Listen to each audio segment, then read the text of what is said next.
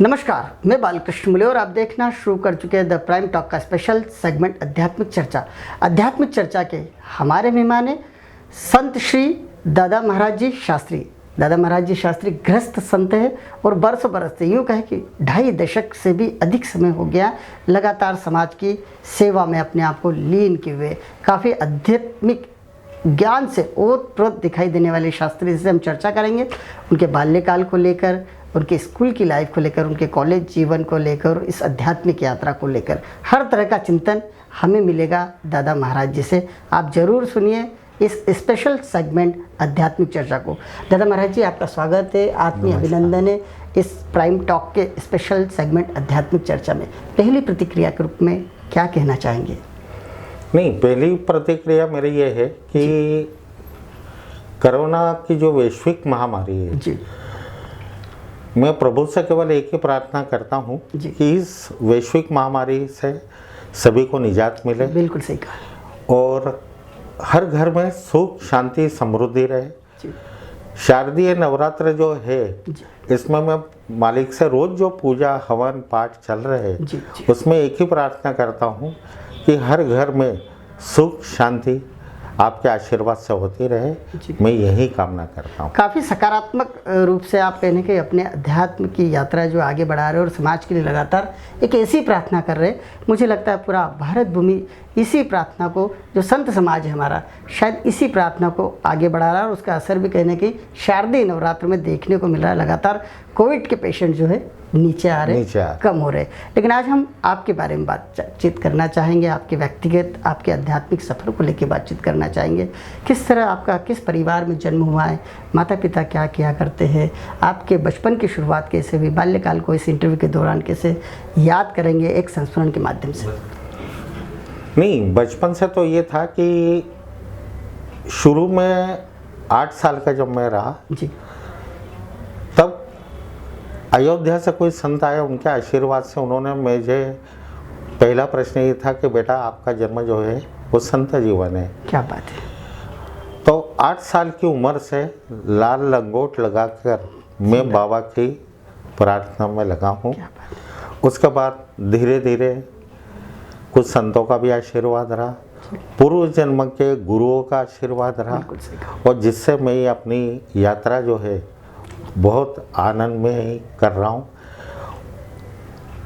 ईश्वर ने जो कार्य मुझे सौंपा है धार्मिक और आध्यात्मिकता से, जिन लोगों की मैं सेवा करना चाहता हूँ, हर व्यक्ति की पूरी मदद कर रहा हूँ। उनकी जो भी मनोकामना है वो ईश्वर के चरणों में साझा। बिल्कुल महाराज जी, जिस तरह से आपने मुझे कहा कि 8 साल की आयु से लाल लंगोट, तो मेरे जहन में बिल्कुल समर्थ रामदास स्वामी का कहीं ना कहीं एक जो चित्र है वो उभर सा पड़ा। जिस तरह से मार्ग दिखाया समर्थ रामदास स्वामी जी ने, हमारे पूरे समाज को एक मार्ग दिखाया, वो भी इसी आयु में घर से चले और अपने आप को अध्यात्म के प्रति समर्पित कर गए। उनके इष्ट भी भगवान हनुमान जी थे। कहने के हनुमान जी के जो पीछे चलता, साक्षात देवता कहलाते कलयुग के। आप भी उन्हीं के पीछे चले, उन्हीं का आपने आत्मचिंतन किया, मंथन किया, उनकी सेवा की। आपको संतों का आशीर्वाद, कौन से गुरु आपको मिले जिन्होंने आपको ये सदमार्ग दिखाया? नहीं, बाल्यकाल में तो मुझे जो अयोध्या से मिले थे, उसके बाद मेरे गुरु है श्री नाना महाराज तरानेकर। क्या बात है, बहुत सुंदर। नाना महाराज तरानेकर का आशीर्वाद रहा और हनुमान जी के कई साक्षात्कार उन्होंने दिए मुझे। और उन्होंने हर कार्य में मुझे इतना आशीर्वाद दिया है कि अभी तक मालिक के आशीर्वाद से मैंने जिन जिन लोगों के लिए कार्य करता हूँ या जो भी दिन दुखी है, और मैं मालिक से यही प्रार्थना करता हूँ कि जीवन में जो है मेरे द्वारा या मेरी कुटिया में जो भी आए वो रोता हुआ आया तो भी हंसता हुआ जाना चाहिए। ये मेरा प्रथम लक्ष्य है। क्या बात है। कहीं ना कहीं आपका इंटरव्यू गुरुजी, मुझे ऐसा लगता है काफ़ी सार्थक होने वाला है।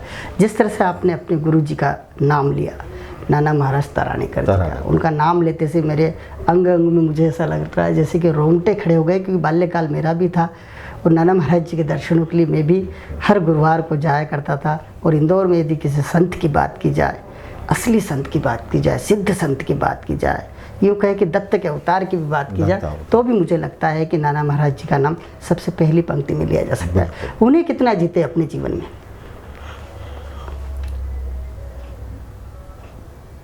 एक्चुअली क्या है कि मेरे तो हर श्वास में क्या बात है हनुमान जी और नाना का स्मरण चलते रहता है जी। और मैं अपने हर कार्य में उनके आशीर्वाद से अपना कार्य करता रहता हूँ। क्या बात है। बहुत ही असाधारण व्यक्तित्व रूप में मैं आपको देख रहा हूँ। आप जितने बड़े हैं, जितने गहरे हैं, बावजूद इसके आप असाधारण व्यक्तित्व ओढ़े हुए हैं। कहने कि हम जैसे जो लोग हैं, मीडिया में काम कर रहे हैं, इंटरव्यूज़ ले रहे हैं, उनके लिए भी आपने काफ़ी सहृदयता के साथ में एक शॉर्ट नोटिस पर समय दिया। मैं कृतज्ञ हूँ आपके इस भाव को लेकर कि अगर मनुष्य आपके दर पर आया है तो कोई भी भली कितनी भी अपेक्षाएं लेकर आए, वो अपनी अपेक्षा पूर्ण करके ही लौट सकता है। और कहने के इसका साक्षात उदाहरण मैं स्वयं हूँ द प्राइम टॉक की टीम में। आपके जीवन को आपने स्कूलिंग की लाइफ से बात करना चाहेंगे, किस तरह आगे बढ़ाया, किस तरह का एजुकेशन हुआ आपका? मैंने मेरा एजुकेशन जी। बाल्यकाल से ही मराठी स्कूल में रहा। क्या बात है। उसके बाद फिर 8वीं तक मेरा मराठी ही रहा। जी 9वीं से फिर मेरा मीडियम चेंज हो गया। जी 11वीं के बाद जो है फिर मैं साइंस लाइन में गया। जी। फिर वहाँ से मैंने डिग्रियाँ हासिल की। क्या बात है। उसके बाद जो है आज विगत 34 साल से जी मैं इंदौर की नामित संस्था श्री GSITS में जी। अपना कार्य कर रहा हूँ। बहुत खूबसूरत जीवन होता है जब व्यक्ति अध्यात्म के साथ साथ एक प्रोफेशन में रहता है। एक प्रोफेशन मार्ग दिखाने का और अध्यात्म वो भी मार्ग दिखाने का, कितना समन्वय, कितने अपने जीवन को आप स्वयं सार्थक मानते हैं? मैं कार्य तो दोनों एक ही है। बिल्कुल सही कहा। कॉलेज में भी आपको विद्यार्थियों को प्रोत्साहन देना, उनकी मदद करना है जी। और मार्गदर्शन देना है। बिल्कुल सही कहा। आध्यात्मिक जीवन में भी वही है जी। कि आप सत्कर्म में चलो, बिल्कुल। सदाचार में चलो, जी। अच्छे कर्म, अच्छा कार्य, यही जीवन में जो है। अगर आपका कर्म कार्य अच्छा और ईमानदारी से है जी। तो ईश्वर आपको बराबर पूर्णतः मदद करता है, आशीर्वाद देता है और आपकी मनोकामनाएं जो है हर कार्य पूर्ण करता है। क्या बात है।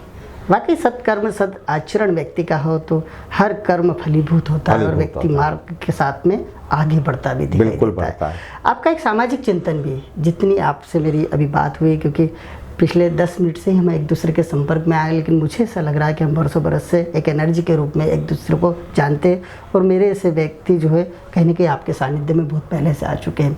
क्या कहना चाहेंगे आपके सामाजिक चिंतन को लेकर? समाज को किस तरफ जाना चाहिए? क्योंकि आज ठहराव की स्थिति समाज में बनी हुई, जिससे वैश्विक महामारी कोविड का असर हुआ है भारत भूमि पर, तभी से देखा गया है कि हर परिवार कहीं ना कहीं ठिठक कर खड़ा है कि उसे आगे किस दिशा में बढ़ना है। अपना जो कर्म कार्य है, जी। मैंने अभी पहला प्रश्न ही वो बताया बिल्कुल सही कहा। कि आप अपना कर्म कार्य अच्छा करो। जी। अभी महामारी का पूर्णतः निषेध नहीं हुआ है, बिल्कुल सही कहा आपने। तो अपने को इसमें क्या करना है कि जितना अपना सब बचा हो सके, जी। शासन के जो निर्देश है उनका पूर्णतः पालन करें। जैसे छोटी छोटी बातें हैं, मास्क लगाना, जी। सोशल डिस्टेंसिंग करें, है ना, इन छोटी छोटी बातों का ध्यान रखें और अपने कर्म और कार्य को आप बिल्कुल बढ़ाते रहें। और विशेषकर हर मनुष्य के लिए मैं एक ही या हर प्राणी के लिए एक ही प्रार्थना करता हूँ कि हर व्यक्ति जो है सुबह जैसे अपन मोबाइल चार्ज करते हैं, 10 मिनट करते हैं और 24 घंटे आनंद उठाते हैं, उसी हिसाब से जो है आपको भी जो है सुबह 10 मिनट तो भी ईश्वरीय प्रार्थना हर मनुष्य को करना चाहिए, जिससे आपका जीवन का चार्जिंग होगा। और आप देखिए, अगर आप सुबह 10 मिनट केवल पूजा करेंगे तो 24 घंटे उसका आनंद मिलता है। और हर व्यक्ति करे और उसके आशीर्वाद से ही जो है हम सब लोग सुख शांति और समृद्धि की ओर बढ़ते रहे। बिल्कुल दादा महाराज जी, मेरा अगला प्रश्न तो यही था कि एक आध्यात्मिक दृष्टिकोण भी बनता है कोविड से बचने का। मेरे मन में प्रश्न आया और उस प्रश्न का उत्तर जो है आपके मुखारविंद से कैमरे में कैद हो चुका है। आप और क्या क्या बताना चाहते हैं, सामाजिक चिंतन के रूप में पूछना चाहेंगे आज के अवाम के लिए, और कितना अच्छे से वो अपने आप को आत्मविश्वास से लबरेज रख सकते हो कि कहीं ना कहीं ये जो अवसाद का दौर है, मेरी इस अवसाद से कैसे बचें? हर माता पिता से भी एक गुजारिश है छोटी सी, जी कि वह बच्चों को बचपन से ही आध्यात्मिक जीवनों के प्रति कुछ दिशा निर्देश देते रहे। क्या बात है। शुरू में अगर बच्चा छोटा है जी तो उसको राम नाम का जो है जाप करवा लें। जी जब थोड़ा बड़ा हो जाए तो वो जैसे गर्मी की छुट्टी आती है या वेकेशन आते जी। हैं तब वो हनुमान चालीसा का पाठ सीख ले।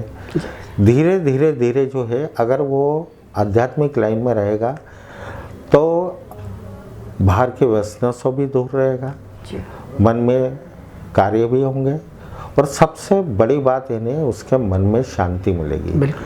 आध्यात्मिक जीवन ही ऐसा है जिससे हमारे मन में शांति मिलती है।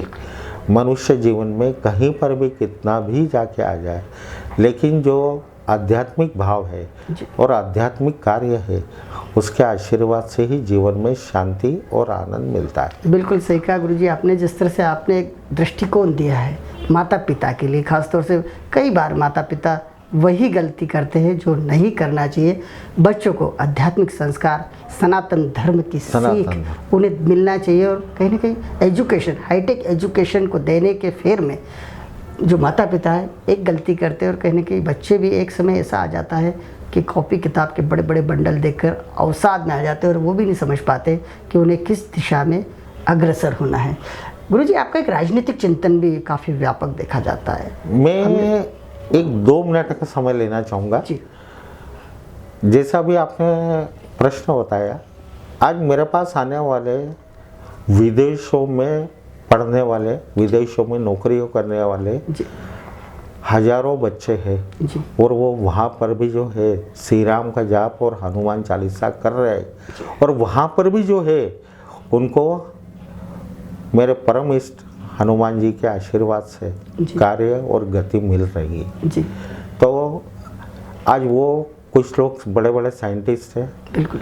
लंदन के 2nd नंबर के डॉक्टर जो है जी डॉक्टर जैन, जी वो भी आज आध्यात्मिक शक्तियों को वहाँ पर महसूस कर रहे हैं। फॉरेन में कई जगह ऑपरेशन हो रहे हैं, जी मैं यहाँ से उनके लिए कुछ प्रार्थनाएं कर रहा हूँ और वो वहाँ पर महसूस कर रहे हैं। चाहे अमेरिका है, लंदन है, यूएस है, सिंगापुर है, दुबई है, इवन सऊदी में भी अपने कुछ लोग जो है आज भी वहाँ पर आध्यात्मिक शक्तियों को महसूस कर रहे हैं। क्या बात है, बहुत सुंदर है, क्या बात है। कितनी गजब की जानकारी आपके मुखारबिंद से आ रही है, और वाकई इस बात को पहले से दशकों से लोग मानते आ रहे हैं। बिल्कुल। लेकिन आज का जो आधुनिक युग है, कहीं ना कहीं हाईटेक ज़माना आ गया है, और इस ज़माने में कहीं ना कहीं लोग सच को दरकिनार करके उस काल्पनिक दुनिया को ज़्यादा जीना चाहते हैं, और यही काल्पनिक दुनिया जो है उनको दुख के सागर में डुबो डुबो डुबो देती है। तो मेरा प्रश्न ये था कि राजनीतिक रूप से काफ़ी आपका चिंतन है, आपके पास एक व्यापक रूप से काफ़ी पिछले कहे कि पिछले 2.5-3 दशक से ही लगातार आपके पास उन राजनेताओं की आमद होती है जो हमारे देश के, हमारे प्रदेश के, हमारे शहर के कर्णधार के रूप में पहचाने जाते हैं। आपके द्वारा किस तरह का मार्गदर्शन उन्हें दिया जाता है?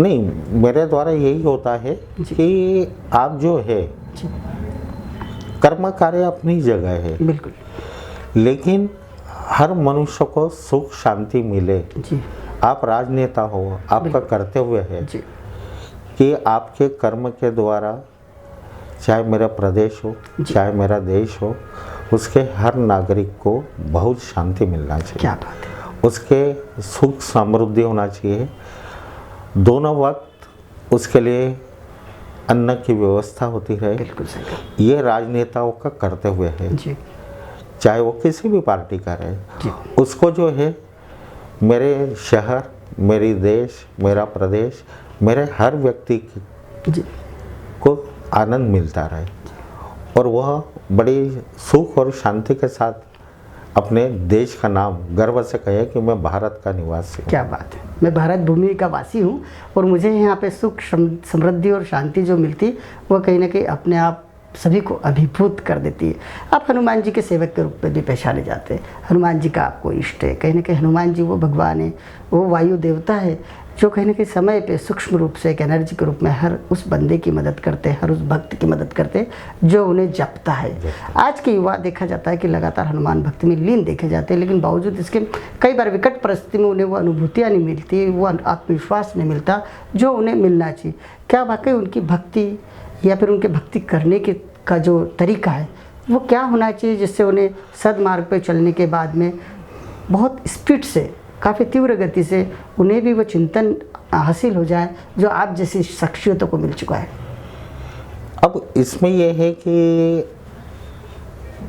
जो भी व्यक्ति या जो भी बच्चे आज के नई पीढ़ी है जी, इनको क्या है कि धीरे धीरे हमको सही रास्ता बताना पड़ता है। आध्यात्मिक शक्ति में सबसे मेन ये है कि आपको जो है अंतर्भाव, अंतर मन से जो है अगर आप हनुमान जी की सेवा करोगे तो धीरे धीरे, समस्या तो मनुष्य जीवन है, सांसारिक जीवन है, बिल्कुल सही, समस्या तो आना है, लेकिन अगर हम उसकी भक्ति में रहे तो कहीं न कहीं जो है हमें बराबर धीरे धीरे समस्याओं से निदान होते जाता है। बिल्कुल।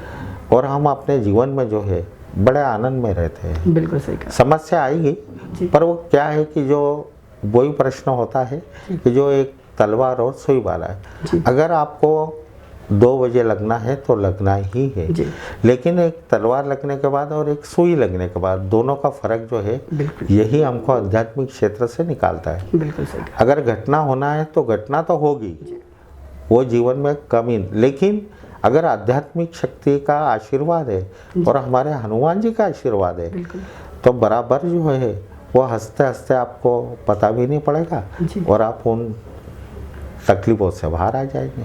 चलिए, आप एक गृहस्थ संत बतौर भी पहचाने जाते हैं, लेकिन आपके चेहरे का भाव जो है वाकई ये बताता है कि आपका जो स्टाइल है, आपका जो लाइफ स्टाइल है, कहीं ना कहीं एक सामान्य गृहस्थ से बहुत अलग हटके है।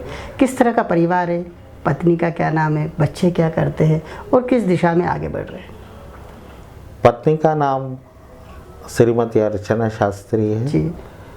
पर मैं एक चीज़ और बताना चाहूँगा कि मेरे इस कार्य में जो है पूर्व जन्म का आशीर्वाद, गुरुओं का आशीर्वाद और मेरे इष्ट हनुमान जी का आशीर्वाद है।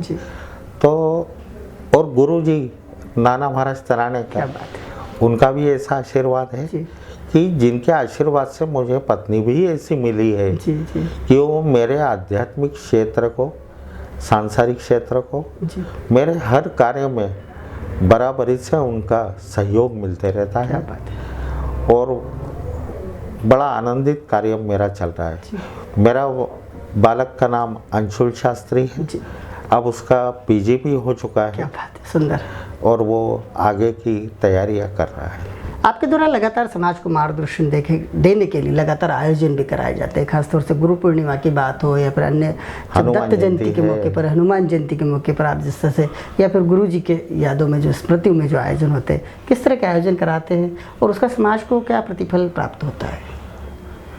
नहीं, अब क्या होता है कि हर व्यक्ति जो है, अब जैसे जो विदेशों से आते हैं तो उनका, अब वो भी बेचारे इतने दूर है तो हर बार तो घड़ी घड़ी इंदौर आ नहीं सकता हर व्यक्ति, तो लोकल व्यक्ति जो है या आसपास के हैं, इंडिया के तो आते रहते हैं हमारे पास, लेकिन विदेशों के लगभग लोग जो है वो गुरु पूर्णिमा महोत्सव में जो है सभी लोग आते हैं, सभी को उसका आनंद मिलता है और उनकी एक धारणा रहती है कि गुरु जी का जो है गुरु पूर्णिमा के दिन आशीर्वाद मिलना चाहिए।